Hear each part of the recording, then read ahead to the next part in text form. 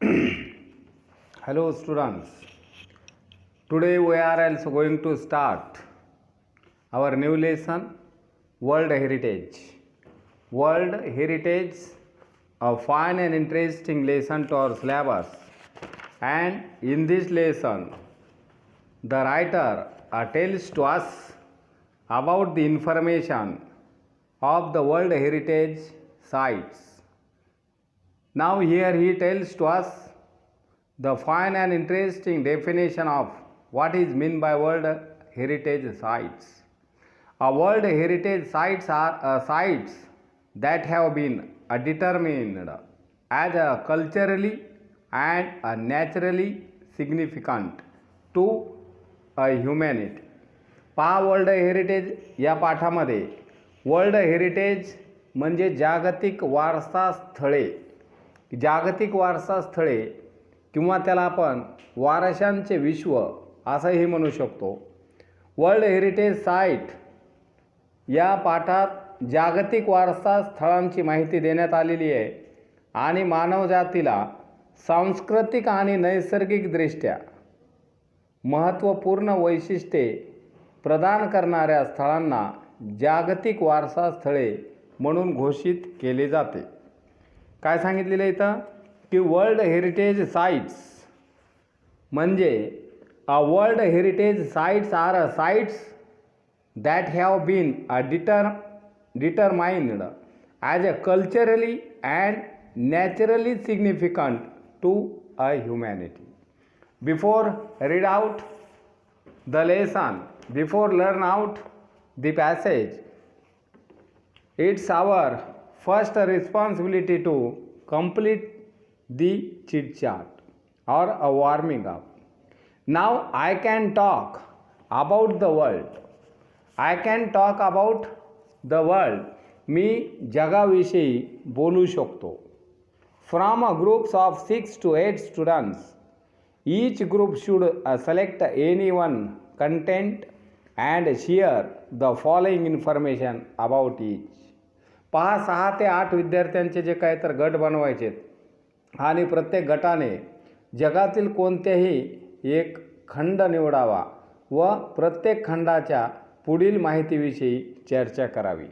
Now this is your task. आता त्याच्यामध्ये कशाचा समावेश करायचा आहे तर इम्पॉर्टंट सिटीज कोणते कोणते तिथं शहर आहेत, site seeing places of a tourist interest, या टुरिस्टच्या जे काय पर्यटकांच्या दृष्टीनं तिथं महत्त्वपूर्ण असे साईट सीइंग प्लेसेस कोणते कोणते आहेत, कोणते कोणते दर्शनीय स्थळे आहेत. फूड स्पेशलिटी, तिथलची फूड स्पेशालिटी काय आहे की तिथलचा अन्न कोणत्या पद्धतीचं आहे. वाईल्ड लाईफ, तिथं जर समजा काही वाईल्ड लाईफ सँक्चुरी असतील तर ते वाईल्ड लाईफ वन्यजीव कोणते कोणते आहेत. Different types of region and vegetation, तिथलचा जो काय भूभाग आहे रिजन हा कशा पद्धतीचा आहे आणि ह्युमन लाईफ की मानवी जीवन हे त्या खंडावरचं कशा पद्धतीचं आहे हे तुम्ही कोणताही एक खंड निवडून त्यावर डिस्कशन करायचं आहे. आता याचा जर समजा आपल्याला अभ्यास करायचा असेल तर तुम्ही कोणताही एक तिथं घेऊ शकता. फॉर एक्झाम्पल तुम्ही जर समजा आफ्रिका खंड जर घेतला तर त्या आफ्रिका खंडामध्ये की इम्पॉर्टंट सिटीज कोणत्या कोणत्या आहेत की कॅप टाऊन कोणते आहेत, डारेस टाऊन कोणते आहेत, नियर बी कोणतं आहे हे तुम्हाला लिहिता आलं पाहिजे. Sightseeing places of tourist इंटरेस्टमध्ये सुद्धा तुम्ही तिथं काही व्हेरियस नॅशनल पार्क्स आहेत का, व्हिक्टोरिया फॉल्स, पिरॅमिड्स ऑफ तिथं आहेत का हे तुम्हाला एक अभ्यासाच्या दृष्टीने एक महत्त्वपूर्ण असा पार्ट आहे. फूड स्पेशालिटीमध्ये तुम्ही तिथलचे जे काही फूड स्पेशालिटी आहे ती फूड स्पेशालिटी, आता त्यांची जी फूड स्पेशालिटी आहे ती तुम्हाला ओळखता आली पाहिजे की समजा एखाद्या वेळेस राईस, बिर्याणी अशा पद्धतीचे जे काय व्हेज नॉन व्हेज जे काय फूड तुम्हाला टाकता आले पाहिजेत. वाईल्ड लाईफमध्ये जे काय आफ्रिकन एलिफंट किंवा वेगवेगळे प्रकारचे जे काय जिराफ, जे काय झेब्राज, हे वाईल्ड बीस्ट यांचा समावेश त्यामध्ये करता आला पाहिजे. आणि नंतर तिथं different types of region and vegetation, जे काय रेन फॉरेस्ट आहेत ते रेन फॉरेस्ट, त्यानंतर डेझर्ट्स हे तुम्हाला टाकता आले पाहिजेत. Human life, the population of the content is about 1 million, तिथलची लोकसंख्या एक अपेक्षित तुम्ही टाकू शकता. Now they belong to various tribes and cultures. त्यानंतर तिथलचं ह्युमन लाईफचा जो काय समावेश या ह्युमन लाईफमध्ये तुम्हाला करावा लागतो आहे, ही या खंडाविषयी कोणत्याही तुम्ही माहिती लिहू शकता. त्यानंतर prepare a travel brochure or a leaflet of your native place or any town, a historical place, hill station to attract a tourist using the points given on the textbooks or the points below. पाठ्यपुस्तकामध्ये हे जे काय leaflet दिलेली आहे त्यामध्ये दिलेल्या मुद्द्याच्या आधारे तुम्हाला पर्यटकांना आकर्षित करण्याकरता तुमच्या भागातलं एखादं काय मूळ ठिकाण आहे किंवा कोणतं एखादं शहर असन किंवा पर्यटन स्थळ असन याविषयी एक पर्यटन माहितीपत्रक इथं तयार करायचं आहे का. तर पर्यटन माहितीपत्रक तयार करता असताना तिथं तुम्हाला nearest railway station, nearest airport, nearest bus stand, नाव the top 5 spots of to visit, special features of this spots याविषयी तुम्हाला जी काय तर इन्फॉर्मेशन एक लीफलेटच्या स्वरूपात तुम्हाला इथं तयार करायची. फॉर एक्झाम्पल टुरिस्ट प्लेस कोल्हापूरविषयी जर समजा बोलायचं झालं तर तुम्ही असं लिहू शकता की द नियरेस्ट रेल्वे स्टेशन याच्यामध्ये कॉलममध्ये तुम्ही लिहू शकता Chhatrapati Shahu Maharaj terminus Kolhapur. Nearest airport Chhatrapati Rajaram Maharaj airport Kolhapur, it is a domestic airport of Kolhapur. Nearest bus stand, a ST stand Kolhapur, a local transport is also available. Top 5 spots to visit in Kolhapur are also the following: the Mahalakshmi Temple, Panala Fort, Arankala Lake, Maharaja Palace, Chhatrapati Shahu Maharaj museum. अशा पद्धतीचं तुम्ही यामध्ये top 5 spots to visit, special feature of the spots यामध्ये Mahalakshmi temple is also very famous in that city. It is also called a holy temple, a holy seat of Amba Mata. एक अंबा माताचं जे काय Holy temple Mahalakshmi temple त्यामध्ये Rankala lake is also famous for its beauty. Now in Kolhapur there is a one fine and also beautiful lake which is also very famous for its beauty. Maharaja palace is also very famous in Kolhapur and also Chhatrapati Shahu महाराजा's palace is also very famous in Kolhapur.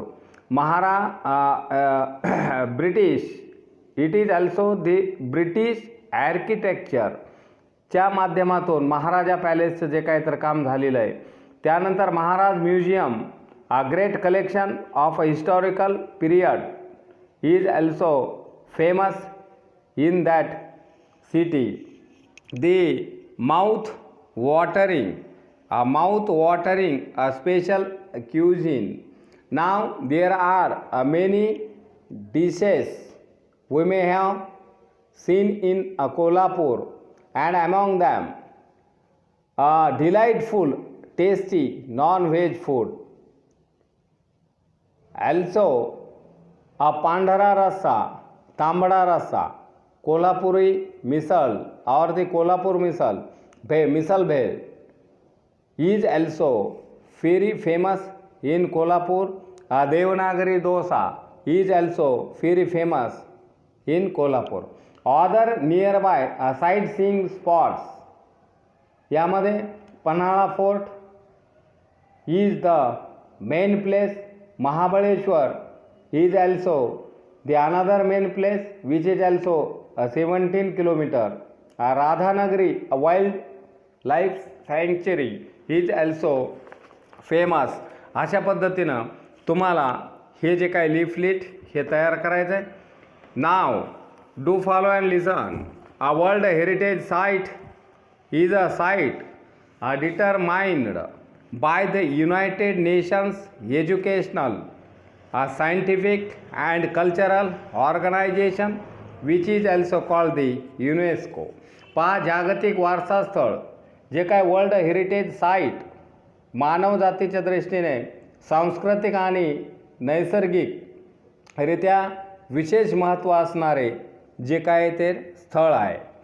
Now a World Heritage Site is a site determined by the United Nations.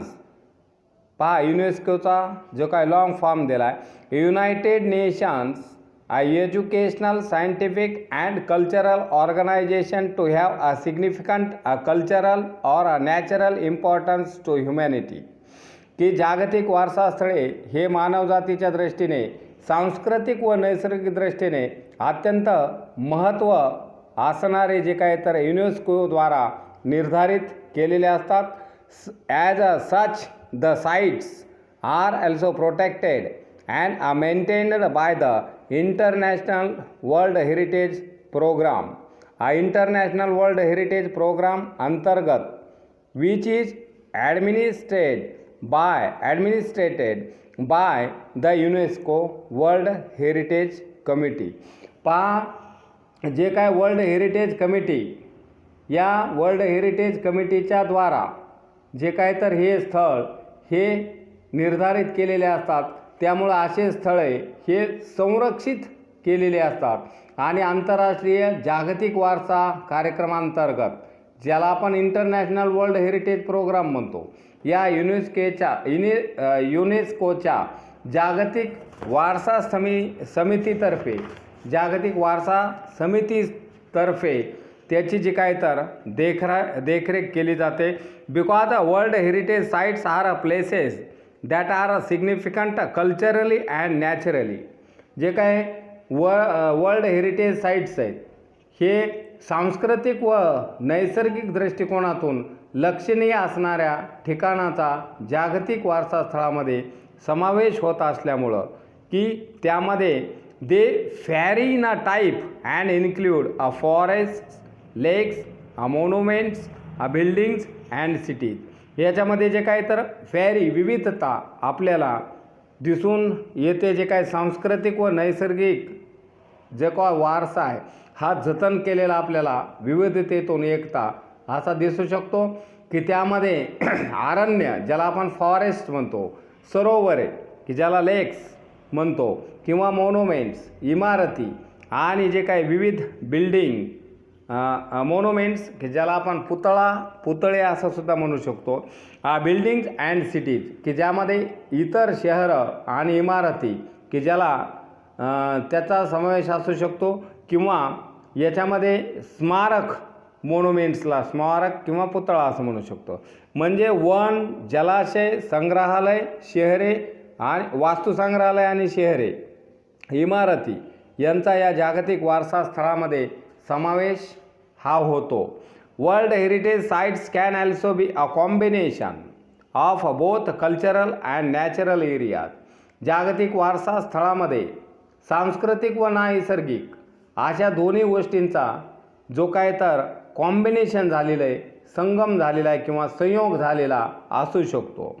World heritage sites जागतिक वारसा स्थळे can also be a combination of both म्हणजे दोन्ही, अ cultural and natural areas म्हणजे सांस्कृतिक व नैसर्गिक दृष्टीने त्यांचा जो काय तर संयोग झालेला असू शकतो. For example mount Huangshan. Mount Huangshan पहा, mount Huangshan in China is a site with a significance to a human culture because it played a role in a historical Chinese art and literature. यामध्ये चीनमधील जे काय mount हंगशान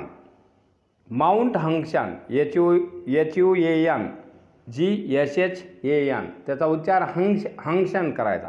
mount Huangshan which is also very famous in China, की ते त्याच्यामध्ये human कल्चरचा समावेश आहे. चीनमधील जे काय माउंट हंगशान आहे हे ठिकाण सांस्कृतिकदृष्ट्या अत्यंत महत्त्वाचे आहे, कारण हिस्टॉरिकल प्लेसेसमध्ये या ऐतिहासिक काळामध्ये चीनी कला आणि साहित्याचा त्याच्यामध्ये फार महत्त्वाचा वाटा आहे.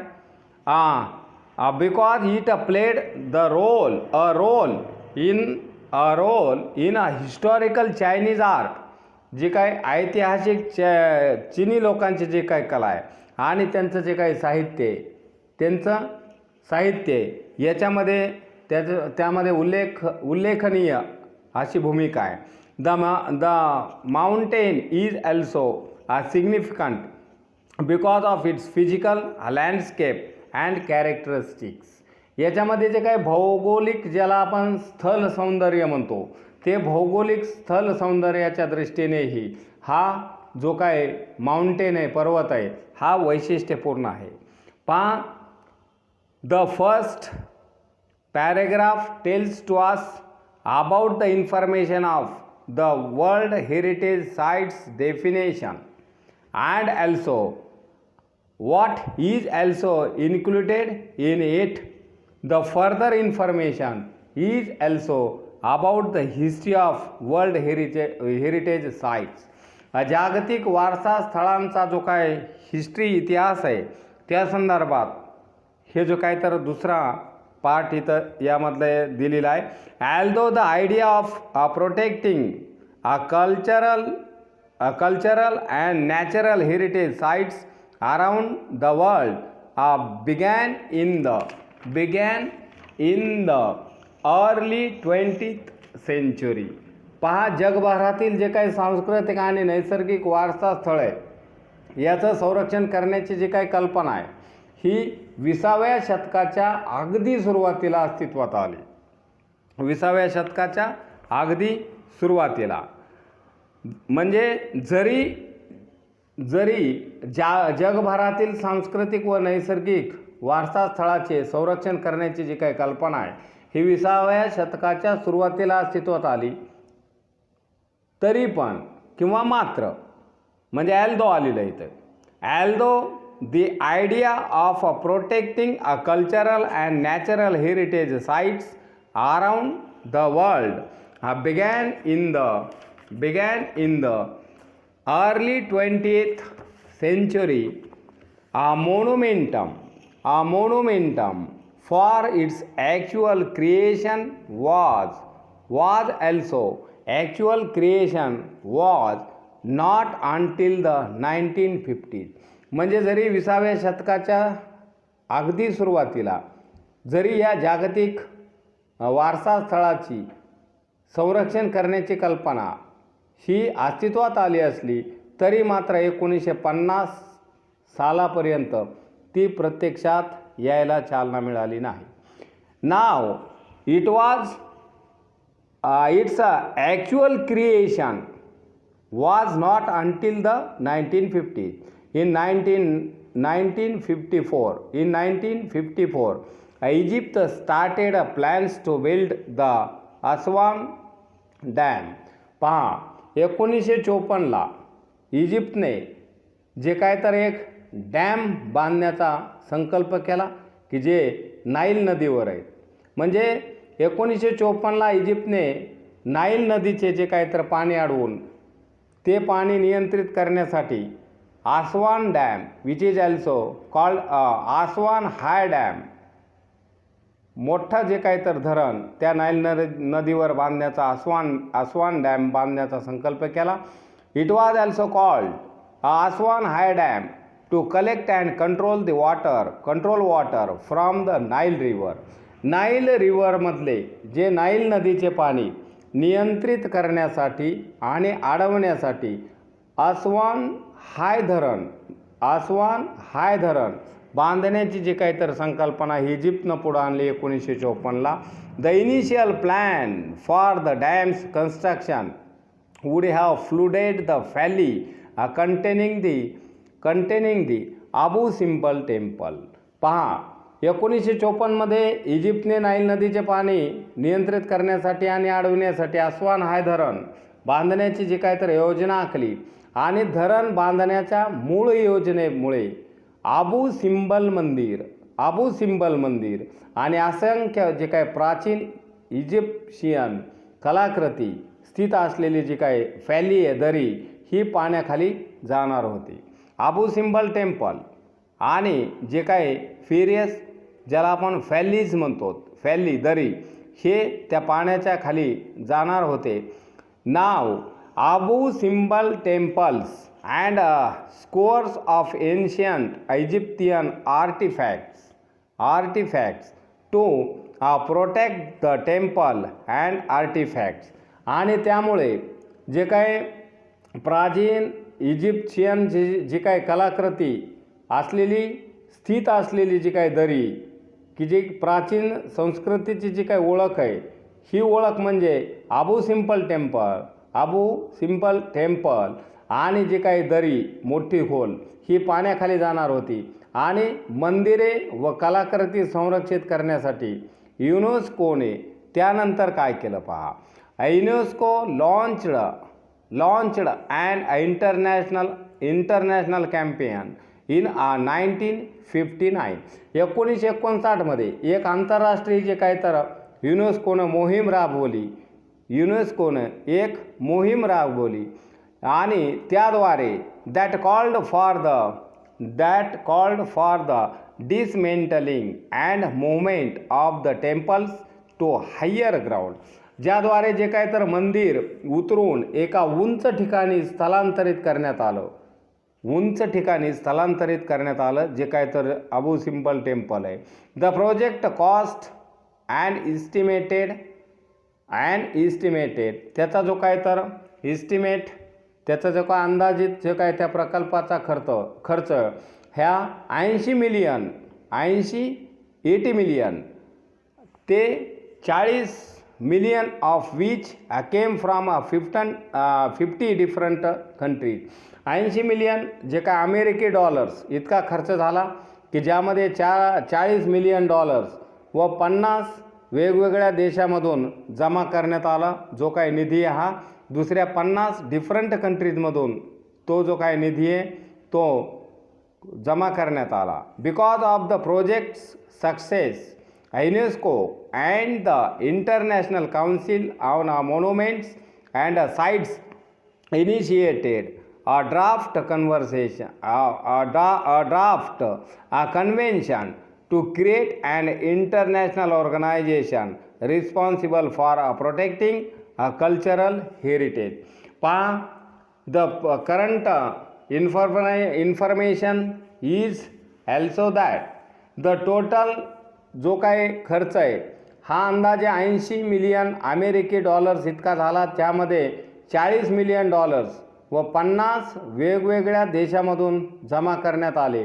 आणि या प्रकल्पाच्या यशानंतर युनेस्को आणि आंतरराष्ट्रीय स्मारके व स्थळे परिषद ज्याला आपण international council on monuments and sites असं म्हणतो यांनी सांस्कृतिक वारसा स्थळाचे संरक्षण करण्याची जी काही तर जबाबदारी घेण्यासाठी एक आंतरराष्ट्रीय संस्था निर्माण करण्यासंबंधीचा जो काय तर मसुदा तयार केला.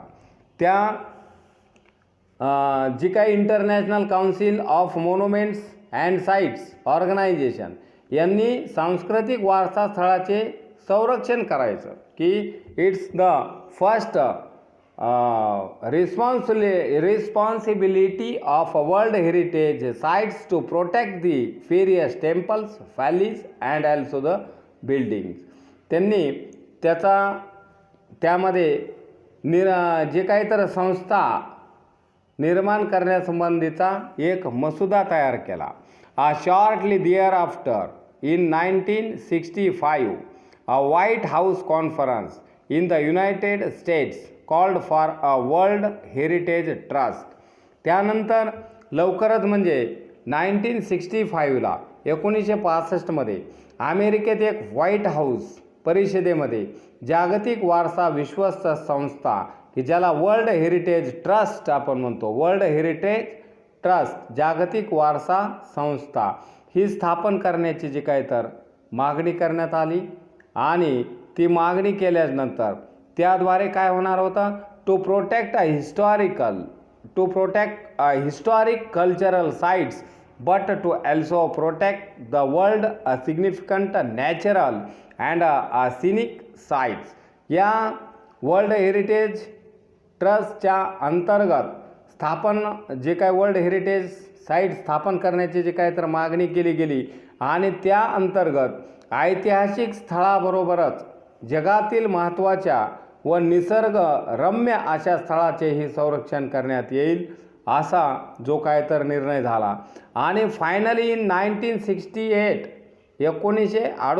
साली नंतर काय झालं, the international union for a conservation of nature developed smaller goals and presented them at the United Nations Conference to a human environment in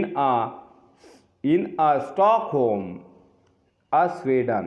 त्यानंतर 1968 साली आंतरराष्ट्रीय निसर्गरक्षक जे काही संघ आहे, ज्याला आंतरराष्ट्रीय निसर्ग रक्षक संघ की ज्याला international union for conservation of nature असं म्हटलं जातं. आंतरराष्ट्रीय निसर्ग रक्षक संघ, international union for conservation of nature म्हणजे निसर्गाचे संवर्धन करणारी जी काही तर संघटना की तत्सम उद्दिष्टे त्या अंतर्गत तयार करण्यात आली की जी स्टॉकहोम की जे स्वीडनमध्ये आहे. स्वीडन इन 1972 म्हणजे 1972ला जे काय तर international union for conservation of नेचरची निर्मिती झाली आणि स्वीडनमधील स्टॉकहोम येथील जे काय मानवी पर्यावरण विषयावरील संयुक्त राष्ट्र परिषदेमध्ये हा मुद्दा गेला. The following the presentation of these goals, the convention concerning the protection of world cultural and natural heritage was adopted by UNESCO's General Conference on November 16, 1972. पहा ती जे काय तर या उद्दिष्टाचे सादरीकरण झाल्याच्या नंतर या United Nations conference of human एन्व्हायरमेंटला सादर केल्याच्या नंतर या उद्दिष्टाचे सादरीकरण झाल्याच्या नंतर युनेस्कोच्या सर्वसाधारण परिषदेने 16 नोव्हेंबर 1972 या दिवशी जागतिक सांस्कृतिक व नैसर्गिक वारसा संरक्षणाचा जो काय तर स्वीकार केलेला आहे. अशा पद्धतीनं हे वर्ल्ड जे काय protection of world cultural and natural heritage general कॉन्फरन्समध्ये जो काय तर जो काय निर्णय हा 1972 की ज्याला 16 नोव्हेंबर 1972ला जनरल कॉन्फरन्समध्ये हा तसा जो काय तर त्यांनी स्वीकार केला. द वर्ल्ड हेरिटेज कमिटी की ज्याला वर्ल्ड हेरिटेज कमिटीला आपण काय म्हणणार, जागतिक वारसा समिती अंतर्गत today the world heritage committee is the main group are responsible for establishing which sites will be listed as a UNESCO. आज युनेस्कोच्या जागतिक वारसा स्थळाच्या यादीमध्ये कोणते ठिकाणे समाविष्ट कोणते जे काही ठिकाणे आहेत हे समाविष्ट केले जावेत, याचे जे काय तर प्रमुख अधिकार हे युनेस्कोला देण्यात आलेले आहेत. As a UNESCO a World Heritage Site, the committee meets once a year and consists of representatives from 21 states parties that are elected for a 6-year terms by the World Heritage Center's General Assembly. पहा, the world heritage कमिटीमध्ये की ज्याला जागतिक वारसा समिती स्थापन करण्यात आली आणि युनेस्कोच्या जागतिक वारसा स्थळाच्या यादीमध्ये कोणते ठिकाणे समाविष्ट केली जावीत आणि याचे प्रमुख अधिकार जागतिक वारसा समितीकडे आहेत. या समितीची बैठक वर्षातून एकदा होते आणि त्यामध्ये जागतिक वारसा केंद्राच्या सर्वसाधारण कायदेमंडळाने त्या सभेने जे काही निर्णय दिलेले आहेत ते मान्य करावे लागतात, की ज्यामध्ये world heritage centres general assembly ही 6 वर्षाच्या कालावधीमध्ये निवडलेले जे काय 21 स्टेट पार्टीज 21 राज्य पक्षाच्या प्रतिनिधींचा सहभाग असतो. The state parties are then responsible for identifying and nominating new sites.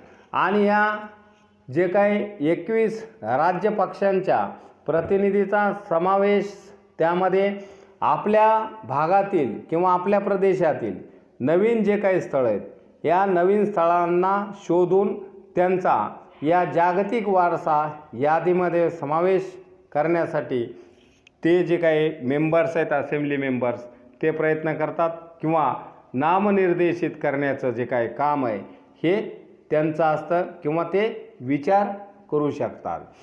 Now the state parties are then responsible for identifying and nominating new sites within their territory.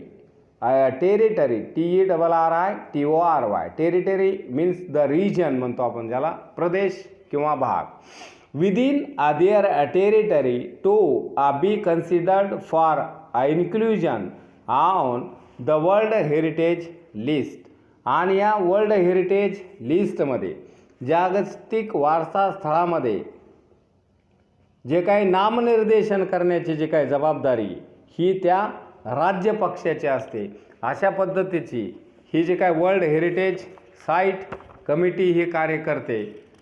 अशा रीतीने तुम्हाला वर्ल्ड हेरिटेज साईट्समध्ये सर्वप्रथम the information of a leaflet, की ज्याला आपण एक कोल्हापूरचं घेतलं for example, तुम्ही महाबळेश्वर टाकू शकता किंवा आवर नियरेस्ट हिस्टॉरिकल प्लेस औरंगाबादसुद्धा टाकू शकता.